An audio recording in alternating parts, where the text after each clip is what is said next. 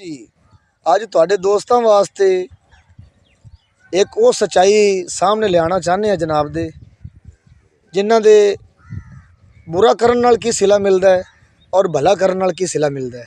तुहानू मुहम्मद रफीक दी ज़बानी सुनाना चाहते हैं। जी भाई रफीक फरमाए। वो एक आदमी सी जी ते वो टुर पिया मेहनत मजदूरी करने वास्ते, मेहनत मजदूरी करते वापसी आ रहा है।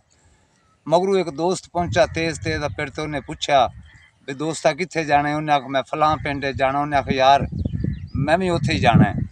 रस्ते च एक खूह आ गया, उस खूह तो पानी उन्हें आखा यार पी लवीए। बुरे ने आख्या, जो बुरे ने उनकी जेब वाल निगे मारी, भले की जेब 500-600 रुपया सी, मेहनत करते आ रहा सी बच्चों जोगी। जी जी जी उन्हें आखा यार पानी पी लवीए। पानी पीवन लग्या, फिर उन्हें आखा यार अपन नहा लवीए। जी जी भले ने आखा नहा लवीए।